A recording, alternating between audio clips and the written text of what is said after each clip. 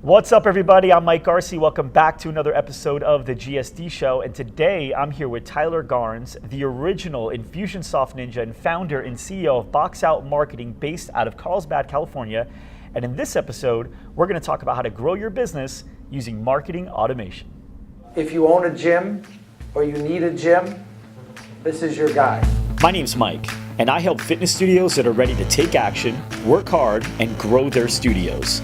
In this very saturated industry, there's tons of competition, but the opportunities are incredible. We'll cover the most common challenges in the fitness world and invite guests in the show that have learned to overcome them and share their strategies with you. This is the GSD Show. This podcast is sponsored by Causely. Causely helps fitness businesses get new members while giving back. We've partnered with Causely to give back to kids in need with this podcast. And here's how you can get involved. Each time you review this podcast on iTunes or share the episode post on Facebook, a meal will be provided to a child in need. It's that easy. Everyday actions can make a difference. Thank you for helping us give back, and to learn more about how Causely can help you grow your business, visit causely.com. Again, that's Causely, spelled Causely.com. All right, guys, so welcome back. Tyler, first time on the GSD Show. Thanks for coming on. Thanks for having me. It was great. Well, I had to have you on. We're at the Infusionsoft conference right now, Icon 17. Yeah. And this is your 10th time being here, right? It's 10th time. Yeah, I didn't realize that until you just asked me a few minutes ago. Yeah, we had to figure that really out. Crazy. And it was originally called MotivateCon or something? Yeah, but before I joined the team in 2007, they had done two conferences called the Momentum Conference. Momentum Conference. And then they started calling it InfusionCon. Which I went to that. Yeah, it was when I first started, and then you came in, I think, a few years later. Mm-hmm. And then now it's called Icon. Icon. Okay, great. And yeah, it's been Icon since like Icon 14, 15, 16, 17, something like that. And this is a great conference for those of you that have never able to make it out here. It's always based out of like Phoenix or Scottsdale, something like that. Last few years been at the convention center here in Phoenix. Right. A lot of really great speakers, and you're actually one of the speakers again this year. And you're going to be on stage with the CEO of Infusionsoft talking about some stuff. So talk to me about when you say I'm the original Infusionsoft ninja, why are people calling you that? Yeah, I think it really comes down to the fact that I was the person who was actually managing Infusionsoft's own Infusionsoft account back in the day. Since 2007 to about 2012. That was part of my role, even while I was running the marketing team and I was VP of marketing. I was the guy actually doing the stuff inside of Infusionsoft, pushing the buttons, setting up the campaigns, all that kind of stuff. And even back in those early days, we were pioneering this whole industry. We were doing things now that were way ahead of the years back then, light years ahead. Now those things are kind of commonplace, but we really kind of pioneered this industry back in the 2007, 2008, 2009 arena. Okay, awesome.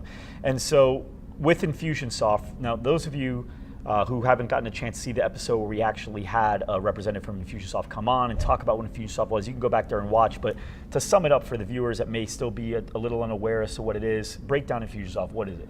Yeah, great question. So the original idea was that Infusionsoft was an all-in-one solution for small business owners. You end up in what we call multiple system chaos, right? You're growing your business and you get an email marketing tool, and then you need an e-commerce tool, and then you need a customer database, and you're trying to cobble together all this stuff with some duct tape and things, and it gets really difficult. So the vision of Infusionsoft was to be the all-in-one solution. So it's got the email marketing, it's got the customer database or CRM, it's got the e-commerce all in there. Now they're moving a little bit away from that message of all-in-one because they're realizing that a lot of people want to have some of these other add-on tools for additional functionality, and so Infusionsoft remains the automation hub. So what's beautiful is having the marketing automation and all the data in one place. You can leverage the data to automate the communications, but you can do it in a smart way because you have the data. If I know you clicked on a particular email, I know you're interested in that thing, so I can automate a response to that instead of just kind of mass emailing everybody, right? So that's really the cool part of it. Finish him. Hey guys, as you can tell, Tyler's the OG ninja when it comes to automation and systemizing your business. He's also really conquered Infusionsoft, his choice of CRM.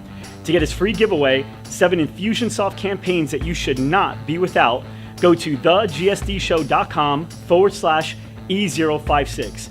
Again, that's thegsdshow.com/E056. E056. Thanks, and talk to you soon. And your whole, your whole hub is really automation, marketing automation, and that's really the topic of this episode. I got you on because you seem to be like the most passionate guy I know about the topic. Why are you so passionate about marketing automation? I'm super passionate about it because it comes down to the world that we live in just sucking the life out of us, right? I mean, we now are in this 24/7, business mentality where you can talk to people, communicate with people across time zones, at the tap of a screen on your phone, right? So, as a business owner, you get bombarded with incoming messages all the time. It's Facebook messages, it's emails, it's everything, and if you let it, it will consume your life. And Infusionsoft gives us an opportunity to automate that, pull back some of our personal time, and actually live a balanced life and grow a business at the same time. But you see so many people out there just really being buried under the weight of how do I manage all this stuff? It's coming at me 24/7. Right. So, and it's no secret that Infusionsoft's got like some pretty good competition out there when it comes to other companies wanting to do the same things and provide the same solutions. Why is your agency solely focused on Infusionsoft as opposed to some of the other really good alternatives? Yeah, it's a good question. We've talked about and debated back and forth, should we start to deliver services for some of these other platforms and whatnot? And we have stayed focused on Infusionsoft for a couple of reasons. One, they're the leaders and the innovators in the space. They really created this market. And although there's been some, let's be honest, some stagnation in the product for the last couple of years, I've seen a little behind the scenes, and they're coming out with some amazing stuff. If I didn't see that, then maybe we would start branching out. But I know that there's amazing stuff coming. I also know that the Infusionsoft community is so much larger and so much stronger than most of the other little startups that are coming up. And as a developer, it's interesting because Infusionsoft has an open API. And so all these third-party add-ons are being created that just expand the network and the capabilities with Infusionsoft. You don't see that with all the other providers out there. Some of them have a little more of a closed mentality where, hey, we'll build the features. And so you don't end up with this great partner network and developer network of all these extra tools that can help out. Now, you've gotten to work really closely with JJ Virgin and some other people from MPE. Yeah, right? Sean Greeley and their whole team, yeah. Okay, so you understand the fitness space pretty well. Sure. So give me an example of a marketing funnel for a fitness studio. Let's say I'm a small fitness studio. I have 250 members. My goal is to get it to 750 members. How do I get the leads that I'm driving in through, let's say, advertising lead, or programs like Facebook ads and AdWords? How do I get those people to enter into a funnel that will likely convert? Yeah, it's a great question, and the problem with the answer is that it's always changing. Right? Okay. Fitness and kind of weight loss and that whole thing is one of those things where it really goes in waves and fads, right? So what's working today probably won't work in 6 months, and you have to continually change it. It's very trendy. Yes, industry. very, very trendy. And so you have to stay on top of it, and you have to realize that once I invest in, whether it's Infusionsoft or whatever I'm using for my automated marketing, that I'm going to have to invest continual time and effort into tweaking and evolving those campaigns. So something we did a few years ago, which was really kind of fun and worked really well a few years ago, I'm not sure would work today, but I'll give an example. And it was, social is really strong in this area, right? You get going on social, and if you get the right campaigns going, you can get a lot of shares and likes and a lot of business from that. And so we created what we call the celebrity fitness quiz. Okay. Right, and so it was like, hey, which celebrity fitness level are you? And you take a quiz, short quiz, answer a few questions, and then it would pop out and give you an answer of which celebrity you're most like. So if I said, hey, I'm a middle-aged female and I'm a yo-yo dieter and I have these problems, then it might pop out and say, hey, your celebrity fitness level is Oprah, right? And we've all seen her cycle of yo-yo dieting. So then it was just kind of a cute, fun little idea, but it worked really well, and it's just kind of engaging thing. Now, in order to see the results, do they have to opt in? Yes. Is that what happens? So so they answer the questions first, and it says, hey, to see your celebrity fitness level, put in your name and email address, and then it would pop up, and then the whole email follow-up would start, right? So again, will that work today? I don't know. I'm not sure. Give me an example. Like, how do you follow that? So let's say I filled it out, and let's say they say I'm just like Arnold Schwarzenegger in his prime, which is probably what I would get, right? Absolutely. Absolutely. So if let's say that's what I got, Yep. what would my first email look like? Yeah, so that's the beautiful thing about doing something like a quiz, is now we have some very specific information about you, your habits, your desires, etc. And so we can follow up specifically about that. So let's say you're a young Arnold Schwarzenegger, you haven't quite obtained Mr. Universe yet, but you're on the path, then we can talk to you about what it's going to take to get you there. Because we know your desire, we know your end goal, and we probably know through the quiz what you're struggling with. Maybe you're like, hey, I've got my workout routine down, but I'm having trouble, trimming the last few pounds or something like that, or I'm having trouble putting on the weight that I want to. Whatever struggles you are, we've hopefully identified that in the quiz, and then we can go after that and attack it directly. So the category or the actor or whatever that they pick, that would put them in a category with a particular tag, and that tag would have its own specific sequence? Yeah, so specific follow-up for every single grouping of people or every single celebrity in that particular case. How many would you have? I think we ended up in that case with like 18 of them. There's a whole bunch. 18 different categories. Yeah. So it's work. Like I was saying, you got to put a lot of work into this stuff. You got to write all the sequences specifically for that persona with those particular pains and those particular desires and whatnot. But that's what makes it effective, right? When you can talk to someone at their level about what they want and what they need, then automation works. Okay. But if I automate communications that aren't perfectly dialed into you, then it just feels weird. Now, one thing that people have, and I think more it's a mindset thing, it's like a mental roadblock that people have, is I don't want to email people too many times, I don't want to be annoying. Yeah, sure. So to some people, too many times is 5 emails. To some people, too many times is 2 emails in 2 days, right? So what's your thought process? Because obviously you have more experience in this than most people that I've ever met. Yeah. So what's your experience when it comes to, let's say, something similar to the quiz? Yep. How many emails could a person get? So here's the thing, it's all about 2 things, expectations and value. Okay. If I set expectations from the get-go, I put up a landing page and I say, hey, Mike, opt in here, I'm gonna send you 2 tips a day about how you can bulk up and I'm gonna send you an email before every workout, and you're working out twice a day, right? Then you might open those emails. Hey, what's my tip that's gonna push me forward in my workout today, right? It's expected, you know what's coming, and then value, right? So set expectations and then provide value. If I'm giving you valuable tips, like you're trying these tips in your workout and it's working, you feel it helping, then you're gonna open that email every single time. That's awesome. So and I have clients and friends who have literally done that, 2 to 3 emails a day, and they're getting like great open rates, great engagement because of those 2 things. But if I sent you 2 emails a day without telling you what's going on, you're gonna be ticked off, you're gonna unsubscribe. Sure. So there's not a one-size-fits-all like algorithm for that, but again, it's all about set expectations and provide value. If you provide value, then people will open your emails. Also, I'll add one other thing in there. So expectations, value, and be personal and vulnerable. So if you're on my list, I send out things all the time about my family, about what's going on, and then I run into people at these conferences that feel like they know me, right? And they're like, how are the kids? I've never met the person, right? But it's because that relationship's been built. And that's hard for people too sometimes, to let their guard down and be vulnerable.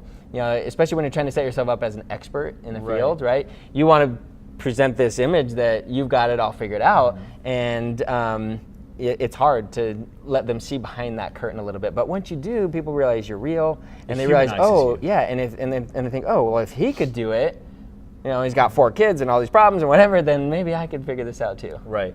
And you connect with that person more. Yeah, for sure. Because everybody has overlapping similarities with somebody. Yeah. Sam and I, the guy, helping us produce this video, he's 23 years old, single guy, no kids. I'm 35 years old, married with 4 kids. We're very different, right, in how we live our day.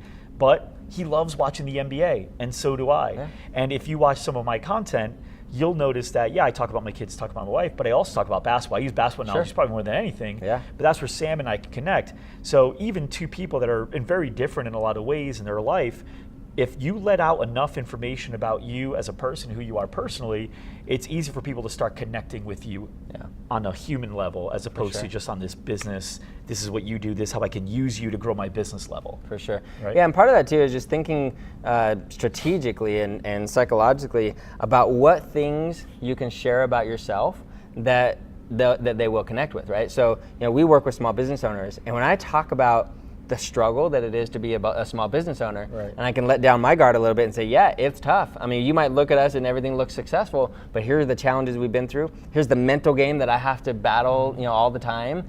And then people realize, oh, he has that same problem in his head. Right. He struggles with self-doubt and all that stuff too. Right. Then people realize, oh man, well maybe I'm not so weird. Maybe I'm not as bad at this as I thought I was, and maybe there's hope for me. Right, exactly.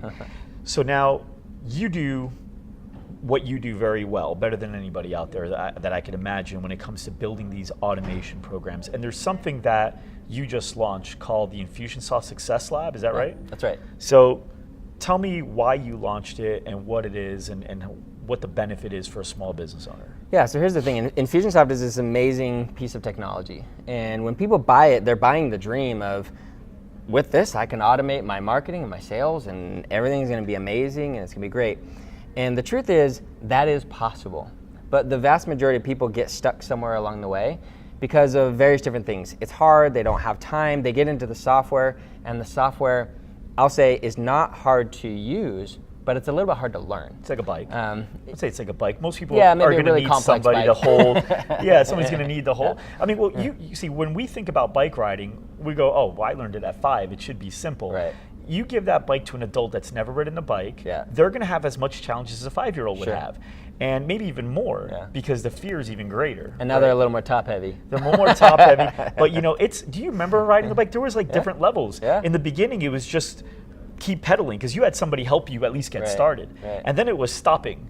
And then it was turning. Right. All these were different things. And then starting on your own. Remember, how do you start without dad or mom pushing? So little by little, it becomes easy. And like you right now, and even me, I understand Infusionsoft pretty well, not nearly as well as you do, I can imagine, but I can jump in Infusionsoft right now and build out a campaign as easy as I could jump on a bike and go down a hill. Right. Exactly. So don't underplay it because it's tough, but it is ultimately very simple once you get rolling. Once you get your head around it, it's simple and it's possible to do all those really cool things that you dreamed of doing. The problem with Infusionsoft is there's no rules. Right. So you get in there and it starts with a blank canvas, right? You open up the campaign builder and it's like, okay, what do you want to build? Right. And it'll let you build whatever you want. I mean, you could draw cartoon characters in there if you want, right? But that's the problem is people don't have the structure and the strategy and rules to know how to go in there and not make a mess. Right. And so a lot of people get in there and they do create some chaos inside their account. So the Infusionsoft Success Lab is training soup to nuts with a set of rules and organizational structure to keep everything organized and working smoothly and really to get to the point where you're at, but much faster. So someone can go in and put in the time and they'll figure it out and they'll get to where you're at, but it takes some sweat and some tears. It took years. Right? It took years. It took a lot of things not working, people saying I never got that email. Right, it took a lot of that. And one of the things I learned, I used to start right away with a blank canvas and just start creating everything digitally within the campaign. And then what I realized was I would make so many adjustments halfway through, I started whiteboarding it out first. I don't know if that's what you do or recommend, but I whiteboard it out first, and then I'm like, okay, now I'm just going to create this in here. Yeah. Is that what you recommend? I do it both ways. Sometimes I whiteboard. Traditionally, I have whiteboarded everything. Now I do a little more where I just jump in the campaign builder and I just build. Because you're a great bike rider. Because I'm a good bike rider, but also because of that set of rules that I'm talking about. We call it the way. So there's many different ways to do things in Infusionsoft, as you know, right? You can do it this way or that way or 14 other different ways. And we've said, hey, this is the way. And once you have that set of rules in your head, you're like, oh, it's super easy. And the same way you can mentally, map it out on a whiteboard, I can do that in a campaign now. Map it out mentally, the framework, and then I go and put in all the fine-tuned details, and I don't have to make so many adjustments along the way because I've already, envisioned the strategy and everything beforehand. Most of the time when people ask, I don't do what you do when it comes to people don't pay me to build out their campaigns or adjust their campaigns, but I've gotten in there, friends, and certain clients, and help them with some things because I figured I could do it. Let me just help you out. It's a little tweak maybe. And usually it was just like a little tweak or a little error. You've been in there, I'm sure you've gotten your hands on stuff that other people have already gotten their hands on and messed up along the way. So I don't have the data like you probably have. Out of 10 people, how many of them are probably having flaws within their campaigns? Yeah, I'd say 90% of the time, people have a flaw in their campaign that don't even realize it. What's an example of like a flaw? Yeah, great question. So, You know, when you put someone into a funnel, you can branch them. We talked about that quiz, right? Sure. Based on their answers, you send them out different ways. They go through what's called a decision diamond. In that decision diamond, you have to set up some rules about, hey, if they chose this answer and this answer, then they go down route A. You know, if they chose these other answers, then they go down route B. Well, the logic in the decision diamonds doesn't work the way we speak English. Okay. So in English, you know, you might say, hey, if the person doesn't have this tag or this tag, then put them in this campaign. But in the logic builder, you have to say if they don't have this tag and if they don't have this other one. And if you don't, then the rule's gonna be wrong and they're gonna end up in the wrong sequence. And versus or. Yeah, and versus or is it's weird logic stuff. If you're into that kind of thing, go look up De Morgan's law. It's a logic law that you might learn in some weird college Facebook course. ads has that too in the interest, right? Where Yeah. it's like I can choose people that like Marcus Lemonis and Infusionsoft, Right. or I can choose people that like Marcus Lemonis or Infusionsoft, Yep. and that could be a very big difference in your Yeah, results. and when it's a positive rule, they like this or this, like this and this. It works the same way as it does when we talk in English. But when it's a negative rule, they don't like this and they don't like this, or they don't like this, or they don't like this. Then those actually mean two very different things. Right. And it screws up the logic, and then people end up in the wrong campaigns and whatnot. So that's happening all the time. People often do another one where they'll apply a tag that starts a campaign. Right. And then someone wants to go into that campaign again and they can't because that tag has already been applied. And once the tag's already been applied, the goal doesn't get achieved. And so they think they're supposed to get some follow-up emails and they don't, and then they call you up, hey, your website doesn't work, your form doesn't work, and then you think Infusionsoft's broken, you call up support, and it's just a matter of not having rules and structure set up around this stuff. Now, being at this conference, and I haven't gotten a chance to talk to anybody yet. You're literally the first person I've talked to at this conference. I came right in here, but I've been here 6-7 years now, or Sure. whatever it is, and every single time I go, I run into the same thing, which is crazy to me because as soon as I bought Infusionsoft, I couldn't wait to get my hands in there and build out. Like my first 2 weeks, I don't think I watched TV. I don't think I did anything but like play around in this thing because I couldn't wait to utilize it. Yeah. But every time I go to these things, it feels like so many people aren't even using, they're just basically using it as a CRM or a way to like, basically like a MailChimp, Yeah. right? So in your experience, I mean, am I just bumping into the wrong people or is that more common than I think? It's pretty common. There's a few different reasons why. We talked about how Infusionsoft is easy to use once you learn it, but it's hard to learn. So people run into that barrier and then they might give up or they get busy. As business owners, we're all distracted and running around, in chaos. And so you might think, oh, well, I'll get to that later, and then you go fight other fires and it just takes a while There's to come always, back as a to business it. owner, more fires. There's always something to be taken care of, right? And then the other problem we run into too is that people get in there and they think they have to use it all. It's like, oh, I need to learn this part, I need to learn this part, I need to learn this part, and then they just get overwhelmed, and then they give up too. They never So- really get started on testing one thing well. Right. And so, yeah, we always recommend, like, look, figure out what you need in your business and just focus on that. There's a million things it does. You don't have to use it all. Right. But a lot of people aren't even using enough of it to really get the value out of it. And so it's building a customer experience that's automated enough to take stuff off your plate and really help you grow your business. And if you can just focus on that for your business, then you're going to get ahead. Right.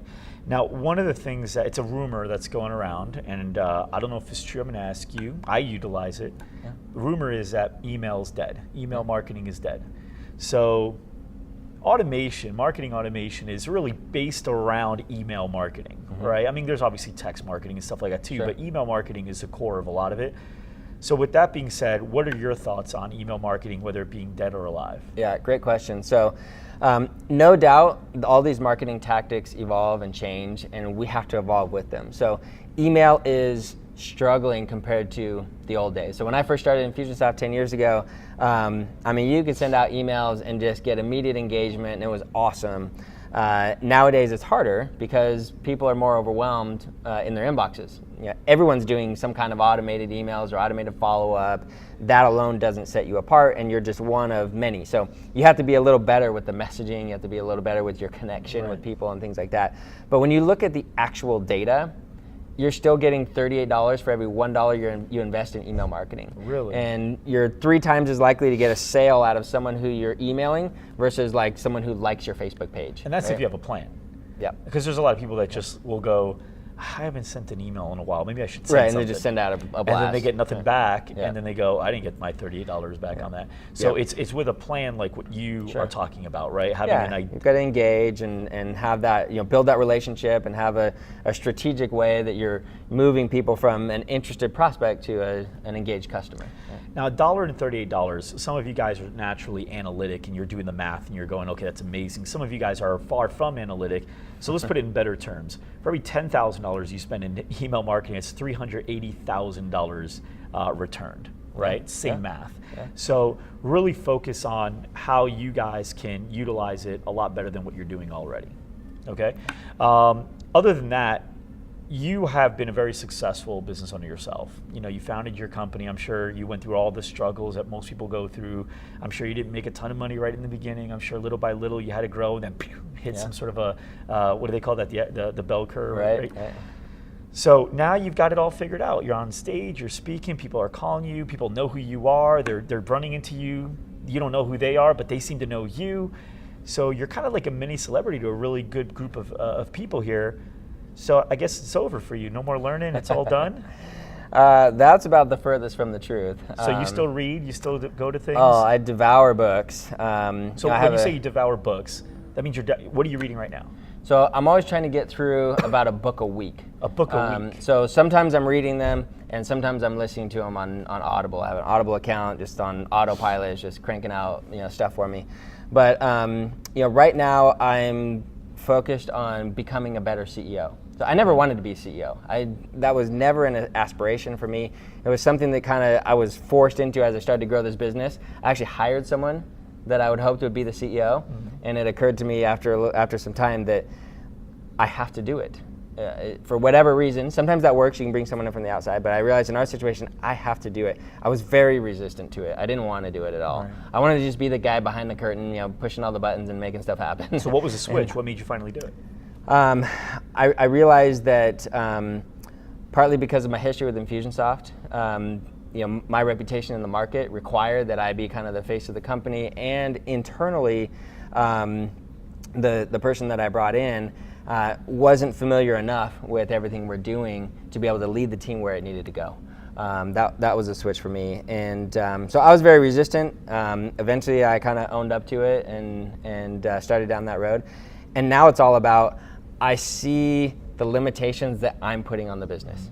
Every time there's something that gets stagnant or the team's not moving as fast or in the direction that I want, I realize that it all comes from my leadership, and I need to be a better leader. So I'm studying that topic voraciously. So one of the books that I'm currently engaged in, I've actually read it 3 times, and now I'm deep into it again, just kind of going back through, is Multipliers.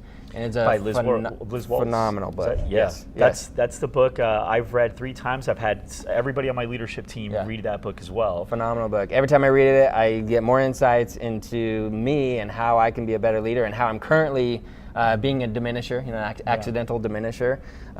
It's a great book. I mean, I would say even if you're not a business owner or a business leader, you read that book, because if you have kids or family or whatever, it gives you amazing insight into yourself. Sports coaches have read that book and talked about how because it's really just learning how to engage and communicate with your team and how to eventually develop them into becoming leaders. And really, you're not necessarily developing them, you're really letting them develop themselves. That's really what it comes out to. For sure. A lot of leaders will restrict their team and still want them to grow. When you gotta, it's kind of like a parent, right? You gotta let go. You gotta let them go. You have to. And of course, you're still guiding them as mom and dad, but you're still letting go. And I think same thing with me and the people that lead me still today. I can tell my coaches, they let me go, which is great, but they still give me that guidance. They still give me those tips, and it trickles all the way down. One of the things that's evolved out of that for me is learning to celebrate mistakes. So, we hired a girl a little bit ago to be our marketing coordinator. I can't remember what happened, but I think an email went out and some stuff was messed up. She came to me devastated. She's like, "I'm so sorry, I didn't mean for that to happen," whatever. I stepped back, I gave her a big high five, and I said, "Congratulations, that is awesome. I would much rather you be doing work and making mistakes than sitting around worried about what might happen," right? And so here's the thing, and here's why I'm excited. You'll never make that mistake again, because now you learned your lesson. And I'm so stoked that you just jumped out there, you did it, you made it happen, And like it's that multiplier, attitude towards it, where a diminisher would just be like, oh my gosh, that's terrible, you're fired, or some punishment. It's way better to have 10 mistakes and 1 win than no wins, no mistakes. Absolutely. Right. So one of the things that he said, and I hope you guys kind of listen to that too, he said, I realize. When I asked him, why did you start reading books on becoming a better CEO? He said, I realize. Being self-aware is very important in running a business, because some books may not connect with you right off the bat. You guys may have been recommended books, you start reading and you go, this isn't for me. And that's not that it's not a great book. It's just that was a great book for that person. That's what he or she needed at the time. Maybe you don't. So where are you struggling right now? Do you feel like you're not at your A game with sales? Pick up some of the best sales books out there and read those, and you'll notice you'll like just totally eat that information alive, because it's solving your problems as you're reading it. If your problem is leadership, if your problem is retention, read books on those areas that you feel like you're struggling in, and you'll actually enjoy the book much more. Funny thing is, you'll recommend it out to people that necessarily don't need it, right? So now I've also learned how to be a better recommender, and somebody will say, hey, what book do you recommend? I always say, well, what are you working on right now? What's the biggest struggle? And because now that's I'm sure what you've noticed, the books that you enjoy the most are the ones that are literally solving the problems that you're dealing with today, right? Yeah, and there's a lot of books that I've read in the past that I enjoyed, but maybe didn't get value out of, and then when I come back to them, now being a different place in my life, it's like, oh, this book is amazing, right? Yeah, it all depends. Videos are like that too, podcasts are all like that. So Tyler, I know you got a lot going on today, so I'm gonna let you go. I really appreciate you coming on the show. No problem, thank you for having me. You gave a lot of awesome content. For all of you that were listening in on iTunes or Stitcher or Google Play, all that stuff, and watching on YouTube, thanks so much for tuning in again, and we will see you next time. Thanks so much for joining us today. If you like this episode, then subscribe to our podcast on iTunes, Google Play, or Stitcher, and to our YouTube channel to never miss an episode. You can get all the links by going to thegsdshow.com. Thanks, and see you next time.